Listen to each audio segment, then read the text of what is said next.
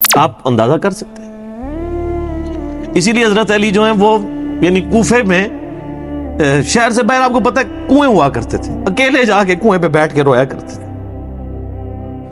کہ اللہ اس امت کے ساتھ کیا ہو گیا۔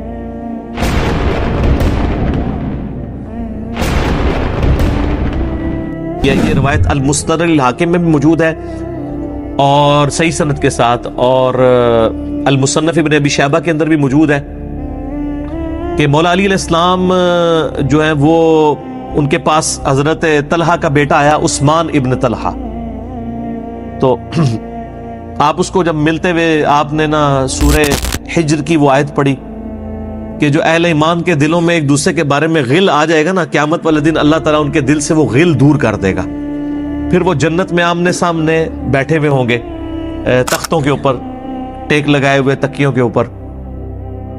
تو انہوں نے کہا کہ میں اللہ سے امید کرتا ہوں کہ یہ آیت میرے، طلحہ اور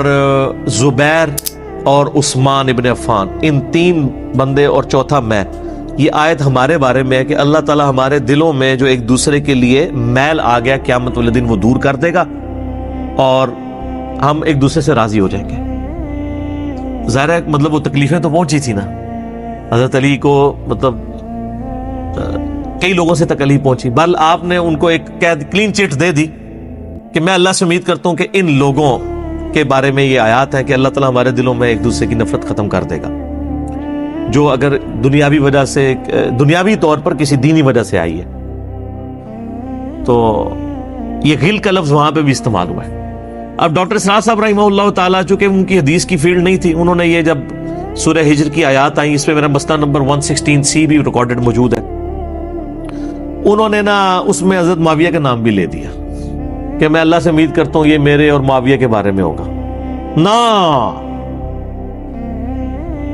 وہ نام لیے ہی نہیں ہے، آپ خود سے نہ داخل کریں۔ حضرت معاویہ کو حضرت علی نے نہیں معاف کیا، پوری زندگی معاف نہیں کیا، کیونکہ ان کی وجہ سے خلافت کا نظام ٹوٹا تھا۔ حضرت طلحہ تو میدان جنگ سے چھوڑ کے چلے گئے تھے، جب عمار ابن یاسر کو دیکھا کہ وہ سامنے ہے تو انہوں نے کہا عمار کو تو باغی جماعت قتل کرے گی، وہ چھوڑ کے چلے گئے۔ تو مروان نے ان کے گھٹنے میں تیر مارا، مستدرک الحاکم میں آتا ہے، اور وہ شہید ہو گئے۔ حضرت زبیر وہ صحابی ہیں یعنی جو نبی علیہ السلام کے بہادر ترین اصحاب میں سے، 12 بندے غزوہ احد میں حضور کے ساتھ رہ گئے تھے 700 میں سے غزوہ احد کے اندر، ان میں سے ایک حضرت زبیر بھی تھے، اور یہ تلوار کمال کی چلاتے تھے، اکیلے میدان جنگ میں آگے چلے جاتے تھے۔ بخاری میں آتا ہے کہ ان کا بیٹا عبداللہ ابن زبیر کہتا ہے کہ میرے باپ کے 2 شانوں کے درمیان اتنا بڑا زخم تھا جو ہیل اپ ہو گیا تھا، لیکن پھر بھی گڑا پڑا ہوا تھا، میں پورا ہاتھ اس میں داخل کر لیتا تھا، اور وہ زخم ان کو احد کے موقع پہ لگا تھا۔ ٹھیک ہے، اور پھر جنگ، اسی حدیث میں بخاری کے آتا ہے کہ جنگ یرموک کے موقع پر لوگ یعنی لیڈر کے اوپر چل رہے ہوتے ہیں، تو حضرت زبیر بھی ایک اسکواڈ کو لیڈ کر رہے تھے، تو لوگوں نے کہا حضرت آپ آگے جائیں، انہوں نے کہا جب میں آگے جاؤں گا تو میرے ساتھ کوئی نہیں آگے جا سکے، تو وہ اکیلے گھوڑے کو انہوں نے جو ہے وہ ایڑی لگائی اور رومن امپائر کی یعنی فوج کے اندر گھس گئے، اور کوئی بھی ان سے لڑنے کے لیے تیار نہیں ہوتا تھا، اتنی بہادری تھی ان کے اندر، لیکن جنگ جمل میں حضرت علی کے مقابلے پہ آ گئے۔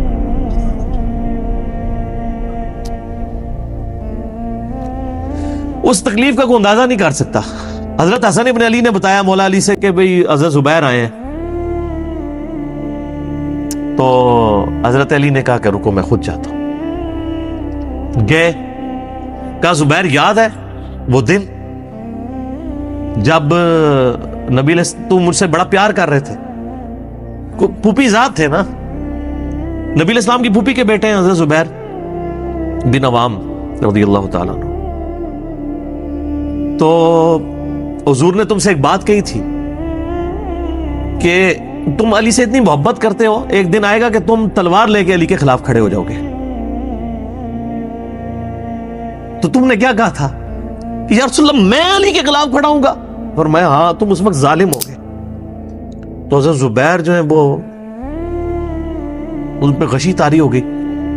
گھوڑے کو یعنی وہ حضرت علی کا پھر سامنا بھی نہیں کر سکے، میدان جنگ سے واپس چلے گئے۔ تو بعد میں حضرت علی کے فوجیوں میں سے ایک بندے نے جا کے پیچھے ان کو دھوکے سے قتل کر کے تو لا کے تو سر حضرت علی کے سامنے رکھا تو حضرت علی نے کہا کہ زبیر کے قاتل کو میں دوزخ کی بشارت دیتا ہوں،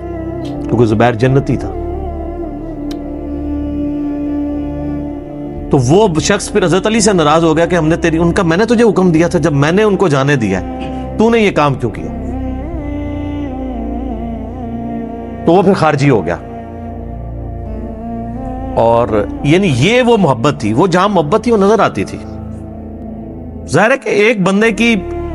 ایک غلطی سے اس کی پوری زندگی زیرو سے ملٹیپلائی نہیں ہو جاتی ہے، جس نے اتنا کچھ دین کے لیے کنٹریبیوٹ کیا ہو، کبھی نہیں ہو سکتا ایسے۔ حضرت علی کو بھی اس بات کا پتہ تھا۔ بہرحال یعنی اللہ تعالیٰ ان سے راضی ہو، اسی لیے نبی علیہ السلام کی اس حدیث یعنی وہ حضرت علی کے اس قول کو حضرت علی فٹ کیا کرتے تھے حضرت زبیر، طلحہ اور حضرت عثمان ابن عفان پہ رضی اللہ تعالیٰ۔ باقی آپ میرا کربلا والا ریسرچ پیپر پڑھیں تو آپ کو پتہ چلے گا کہ کتنی یعنی مشکل وقت حضرت علی نے اپنی خلافت میں دیکھا ہے اس حوالے سے۔ یعنی مصنف ابن ابی شیبہ میں آپ کے مخالفین کی لاشیں بھی ہیں، ان پہ بھی حضرت علی گریہ کر رہے ہیں، ایک ایک کی لاش اٹھا کے اس کو صاف کر رہے ہیں۔ حضرت طلحہ کا بیٹا تھا محمد بن طلحہ، اس کی لاش دیکھی تو رو پڑے حضرت علی، حالانکہ وہ مخالفت میں لڑنے آیا ہوا تھا۔ پھر حضرت حسن سے کہا کاش میں جنگ جمل سے 20 سال پہلے ہی مر گیا ہوتا، میں یہ دن نہ دیکھ۔ ایک ایسا شخص جس نے 8 سال کی عمر میں اسلام قبول کیا، جس نے اسلام کو زیرو سے 3 براعظموں میں پھیلتے ہوئے دیکھا، اور اب اس کو بڑھاپے میں یہ دن دیکھنے پڑ رہے ہیں کہ اس کے سامنے اسلام کا شرازہ بکھر رہا ہے، کہ مسلمانوں سے لڑ رہے ہیں، ایک ایک جنگ میں 8-8 10 ہزار لوگ، جن میں مرنے والے صحابہ ہیں حضور کی تربیت یافتہ، جو ایک آواز کے اوپر حضور کی لبیک کہنے والے تھے، شیر و شکر تھے آپس میں۔ آپ اندازہ کر سکتے ہیں۔ اسی لیے حضرت علی جو ہیں وہ یعنی کوفے میں شہر سے باہر آپ کو پتہ ہے کنویں ہوا کرتے تھے، اکیلے جا کے کنویں پہ بیٹھ کے رویا کرتے تھے کہ اللہ اس امت کے ساتھ کیا ہو گیا۔ کوشش کرتے رہے، بل اینڈ رزلٹ یہ ہے کہ وہ خلافت کا نظام۔ اسی لیے مصنف ابن ابی شیبہ میں آتا ہے کہ آپ نے فجر اور عشاء کی نمازوں میں قنوت نازلہ پڑھی، اللہم علیک بمعاویہ و اشیاعہ، اے اللہ معاویہ اور اس کے شیعہ کو برباد کر، علی اور اس کے عمر بن عاص اور اس کے شیعہ کو، ابا سلمی اور اس کے شیعہ کو، قیس اور اس کے شیعہ کو برباد کر۔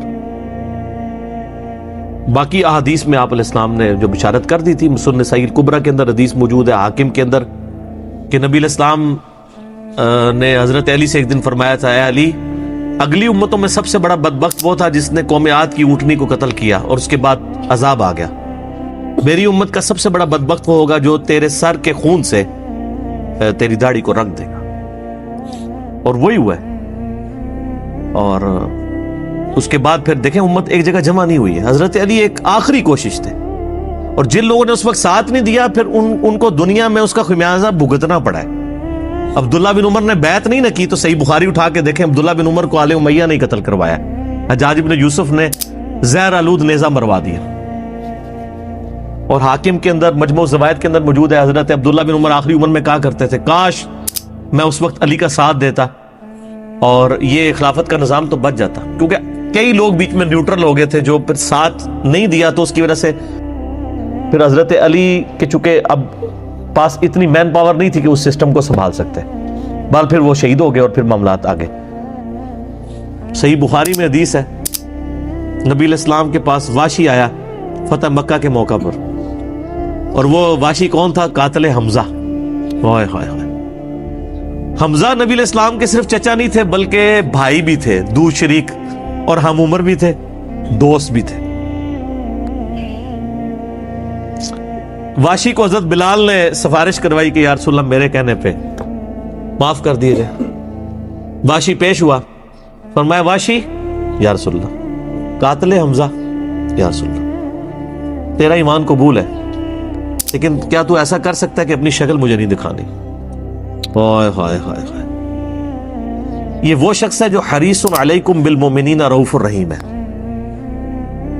لیکن چچا کے معاملے میں، اور وہ چچا ایسا نہیں جو صرف چچا ہی تھا، وہ دین کا مجاہد تھا، دین کے لیے کنٹریبیوشن تھی، اور فرمایا پوری زندگی پھر واشی سامنے نہیں آیا حضور کے، حالانکہ آپ کو تو اللہ نے گارنٹی دی ہے حریص علیکم بالمؤمنین رؤوف الرحیم.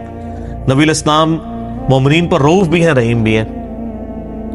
اب میں تھوڑی سی انجینئرنگ کرتا ہوں کہ انسان کو اپنے چچا سے زیادہ محبت ہوتی ہے اپنی اولاد سے. مطلب اس پہ تو کوئی دوسری رائے نہیں ہے. جن جن کے بچے ہیں, یعنی میرے بھی اپنے بچے ہیں, آپ میں سے بھی اکثر لوگ شادی شدہ بیٹھے ہیں, آپ خود انالیسس کر لیں. بلکہ اولاد تو بعض کا انسان کو ماں باپ سے آگے ہو جاتی ہے. تو جن لوگوں نے حضرت حمزہ کے ساتھ ظلم کیا اور ان کو قتل کیا, ان کا ایمان قبول نہیں کیا گیا. تو جن لوگوں نے حضرت حسین ابن علی کے ساتھ ظلم کیا یا حضرت علی ابن ابی طالب کو تکلیفیں دی ہیں جو حضور کے بچوں کی جگہ تھے, ان کے بارے میں آپ ایکسپیکٹ کر سکتے ہیں کہ نبی الاسلام کے دل میں ان کے بارے میں کوئی محبت کے جذبات ہوں گے؟ Not at all. حتیٰ کہ آپ دیکھ لیں مسند احمد میں تواتر سے وہ حدیث نقل ہوئی ہے کہ ابن عباس کہتے ہیں کہ ایک دوپہر کے وقت میں نے خواب دیکھا اور میں گھبرا کے اٹھ گیا اس خواب کی وجہ سے. میں نے دیکھا کہ نبی الاسلام جو ہے وہ پرانگدہ حالت ہے, بال بکھرے ہوئے ہیں, جسم پہ گرد پڑی ہوئی ہے, ہاتھ میں خون کی ایک شیشی ہے.